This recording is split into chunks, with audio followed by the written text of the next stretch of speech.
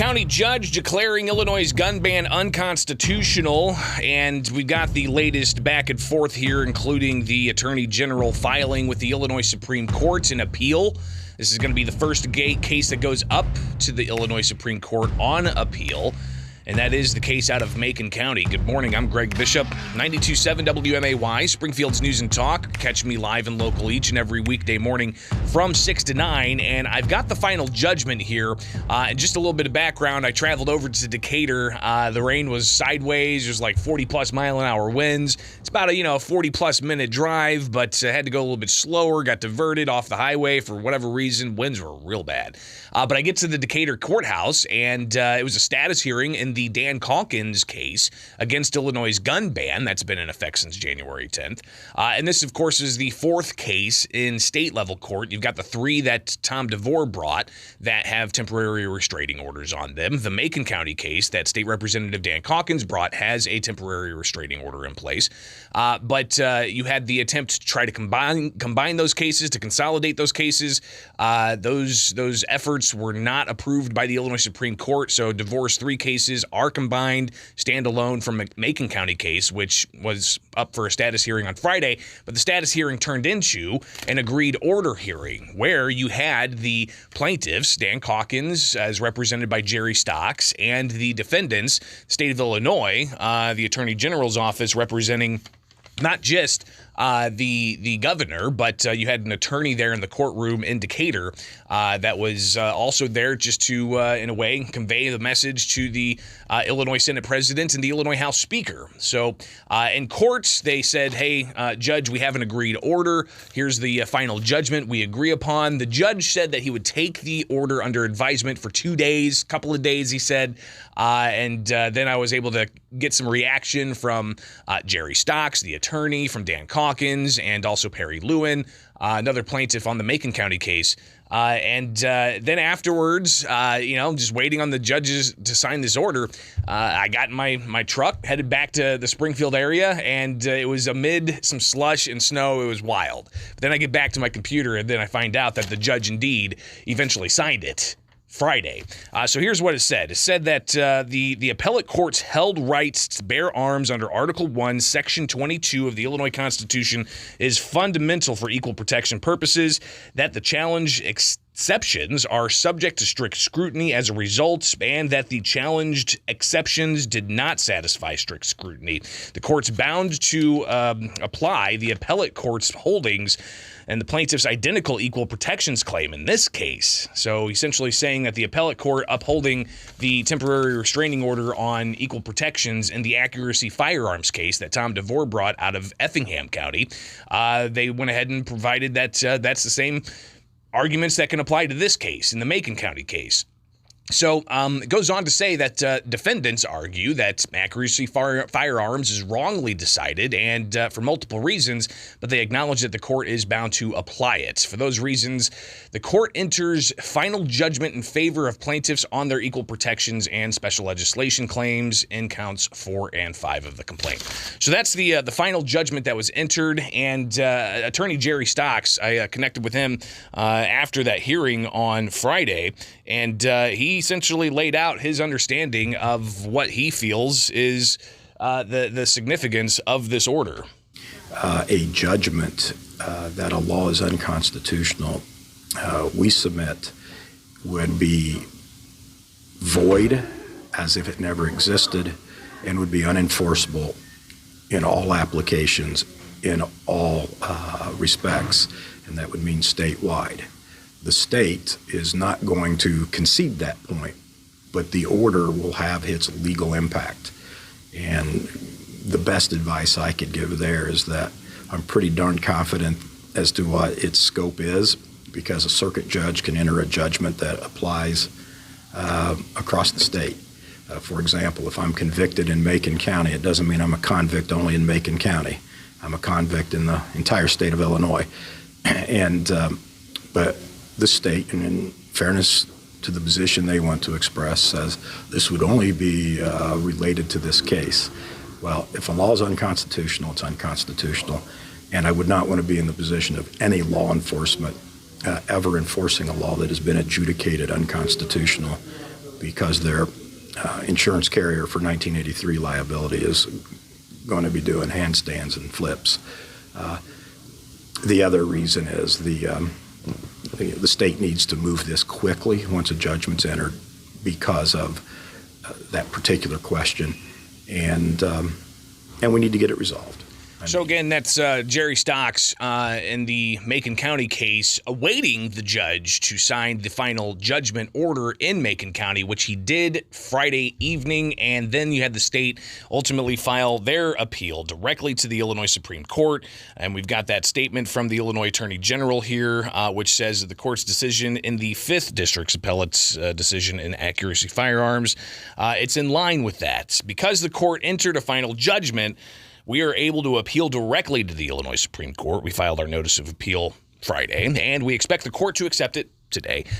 We will ask the court for an expedited schedule, and we'll look forward to defending the act in the Illinois Supreme Court.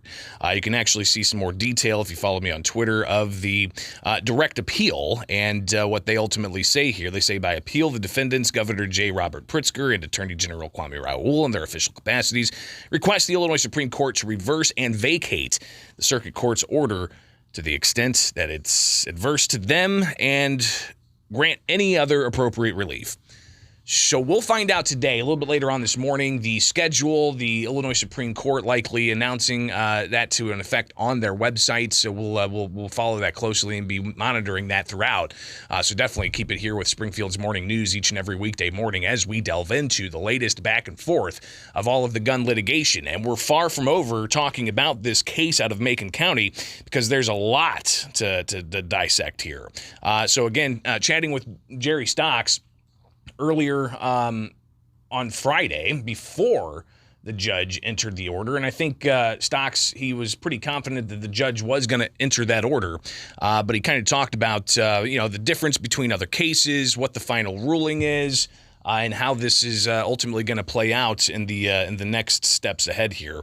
Here's Jerry Stocks. The reason we reach agreement is because a court of review, the 5th District Appellate Court, has resolved a certain set of the issues in this case that controls the trial court and would support the judgment that the party is seeking. So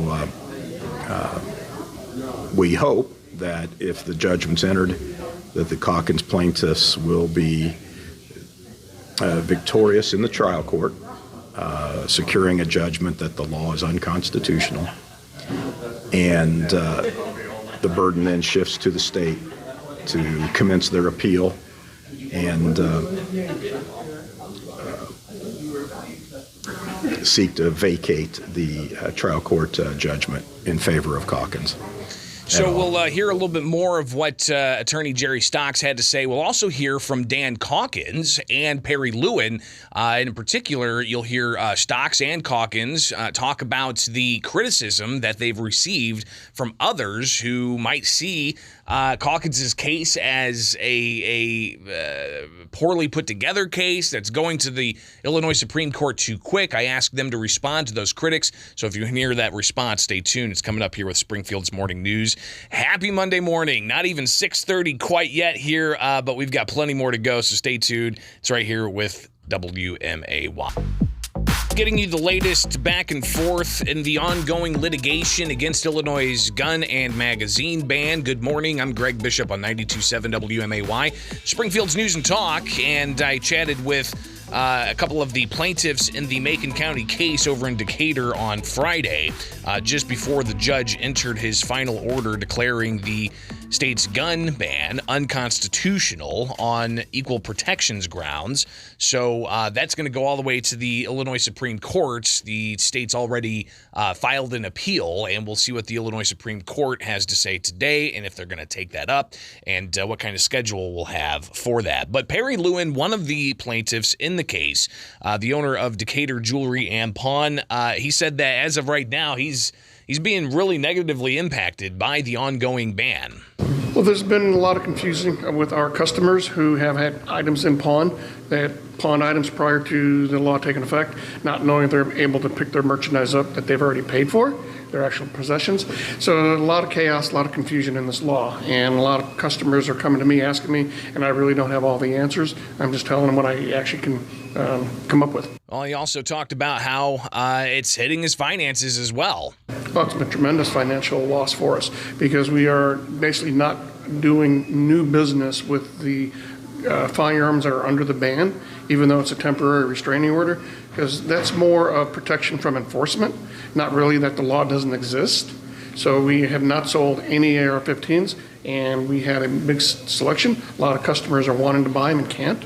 So it's had a tremendous amount of financial ruin on our business. And he also said that it's just sad. He has to, deal in a state that is constantly going after individuals' gun rights. It's unfortunate that we are in a state where we find politicians putting more restrictions on gun owners, law-abiding citizens, as opposed to actually enforcing the laws that are on the book now, or actually going after the gun violence themselves, not the law-abiding gun owners.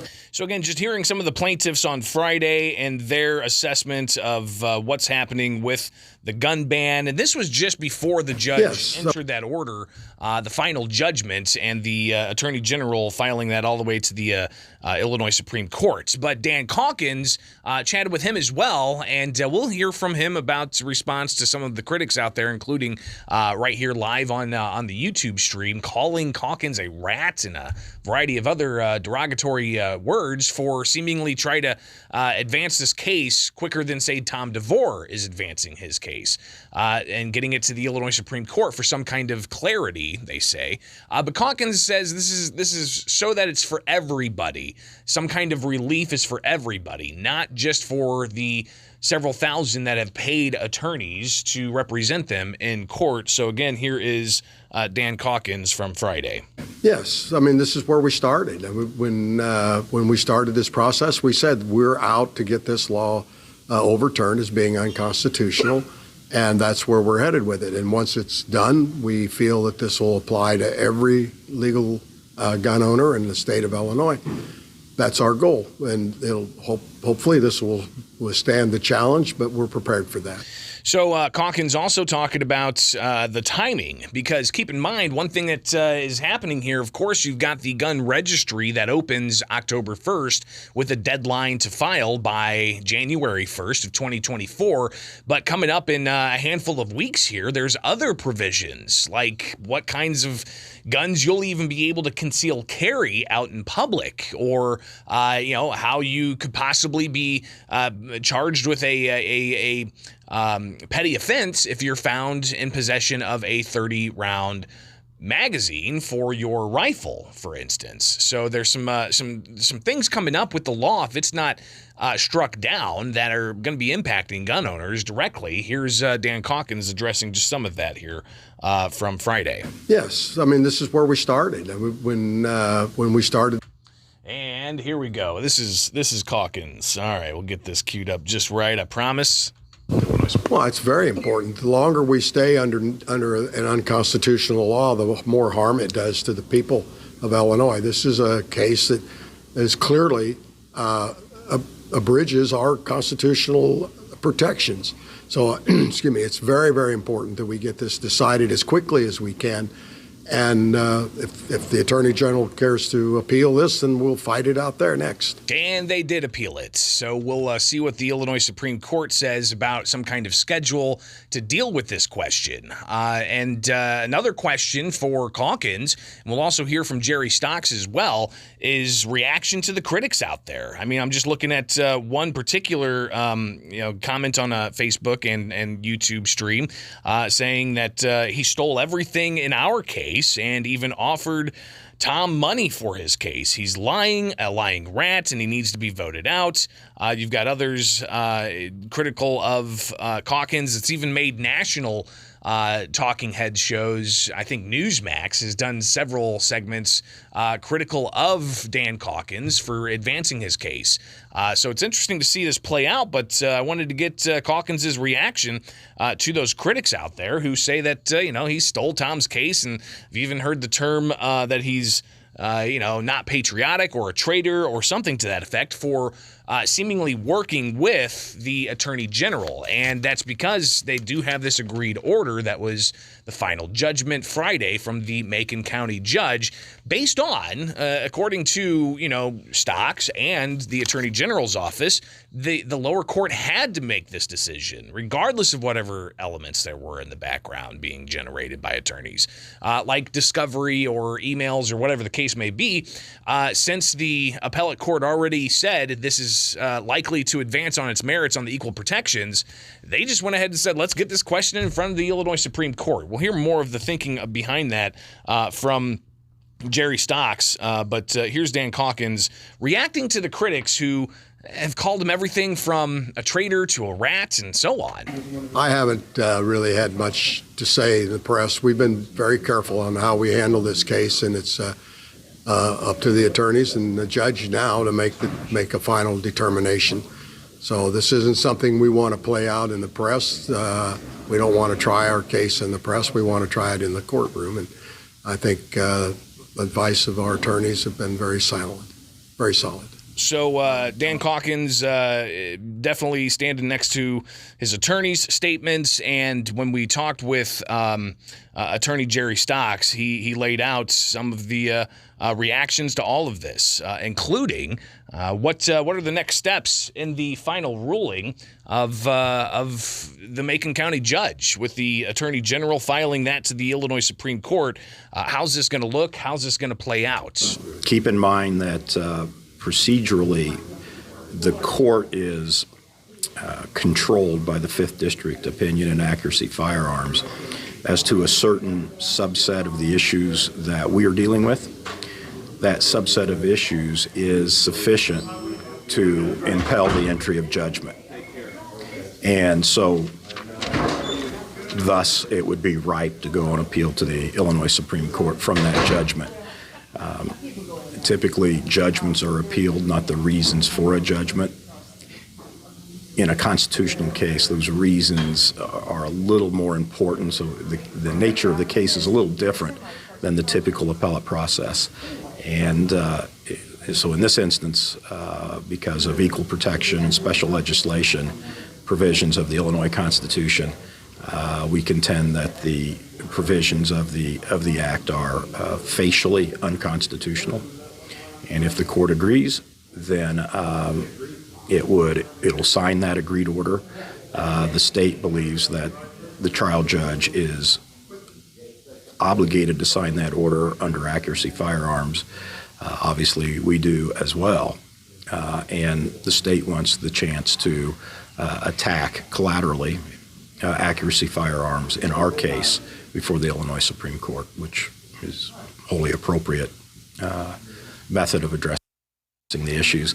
I think both sides are of the opinion that the issues are ripe for adjudication. Both sides sense there is the risk of some significant chaos with all the uncertainty, that the patchwork of some persons being protected under the statute, under restraining orders, and other people not, that's to nobody's advantage to be in that situation. So we have cases taking place in federal court that focus on one set of issues. We have our case that has a set of issues. We have what we call the DeVore cases that have their set of issues, and our case in DeVore has some coextensive argument, but it's not entirely coextensive. In fact, materially, we have significant differences in our case from Mr. DeVore's cases. We were far more upfront regarding the implication of the Second Amendment in our case, and Mr. DeVore had denied its implication, or in his case. And while he's down in the trial court, I would expect he'll remedy that. But for purposes of accuracy firearms, I'm sure that was an issue he confronts now. So again, Jerry Stocks, the attorney for Dan Caulkins, laying out some of the background understanding of the importance of the state cases versus the federal cases, versus what's going to happen in the next steps with the state cases with a final ruling in place. Here he is talking a bit more about that in particular when it comes to the next steps. When the law is declared facially unconstitutional, it is invalid as if it never existed. So that declaration in a judgment here in Macon County triggers Supreme Court jurisdiction under a very specific Supreme Court rule, where typically the Supreme Court would not be the venue for a direct appeal. They wouldn't have jurisdiction for that. But because we're taking a state law, declaring it facially unconstitutional, that opens the door for a direct appeal. So Calkins taking that to the Macon County Court, the Macon County Court signing that final judgment. He's been criticized for taking this to this next step this early, the critics say, because they haven't built a case. DeVore, his cases, trying to get subpoenas issued to collect information about, what kind of training is actually proper training, who discussed this, what were the parameters of the discussions, and so on. But again, all kinds of disparaging words towards Calkins and Stocks from observers of all of this. I wanted to get Stocks' reaction to that. We heard Calkins say, haven't really done much to debate this in the press at all, but what about Stocks? Where's he stand on this, and as far as the back and forth and the disparaging comments that have been made? Every case has its own features and pursues the same objective. I will not criticize other counsel in their cases seeking the same ultimate end result. There is a lack of merit for what I've seen on social media in the attacks as to Mr. Caulkins or our litigation. There's a fundamental difference regarding whether discovery is necessary for the legal issues presented, and our litigation here in Macon County embraces additional issues compared to the DeVore cases. And in some respects, we believe those distinct and additional grounds are stronger than that presented in the DeVore cases. So Dan has been forthright from the get-go as to what his objectives were, and our objectives are to get a final determination of the constitutionality on the classification of the persons impacted by this statute. Federal cases will deal with the classification of the weapons defined by this statute. And it may seem, what does that mean? But that distinction is fairly significant. And so we're going to move forward. We are comfortable and confident in the legal principles we have. But anyone in audience needs to understand is that both sides have things to say about this in the course of this litigation. And it needs to be fully vetted promptly, and not delayed while this chaos and uncertainty exists. Think about it. We have a majority of the sheriffs, state's attorneys saying they won't enforce, they're going to nullify a law. We have persons, the perspective we have, that consider the law as an extreme encroachment upon a fundamental liberty, fundamental right. And it needs to be heard. And there are people in this state that say this regulation is needed. And while we disagree with that, but it still disputes actual controversies, and we believe we can get it resolved more promptly. And litigation is always could be games of gotcha and what have you done here or there, but the parameters of this case, the eyes that are on it, I think the risk of that is extraordinarily low. And if the Supreme Court of Illinois wants to dodge confronting the issues head on, they're going to find 1,000 different reasons to do so, and they can do that in any case. But I think every level of the judiciary that is confronting this well recognizes the significance of the case, the issues presented, and the tough decisions that they need to make. And so I have faith in the judiciary that people will be of good conscience and will evaluate these matters properly. Well, I don't know if there is that faith in the judiciary because somebody pointing out on Twitter, amazing how 2 newly seated Supreme Court justices will be taking up the appeal. This coming from a response to one of my stories. And they were bankrolled by the Defendants Fund that only gave money to 2 of them. And they're endorsed by gun control groups. And they're the center of campaign finance violation inquiry. So they even shared various screenshots of campaign finance for a couple of these Supreme Court justices and how they've got backing from Democrat groups and even the backing of gun control groups. So those questions are abound. We'll be watching this closely and bring you the latest on it all. I promise it's right here with Springfield's Morning News. I'm Greg Bishop on WMAY. It's time to apply at Culver's West on Wabash.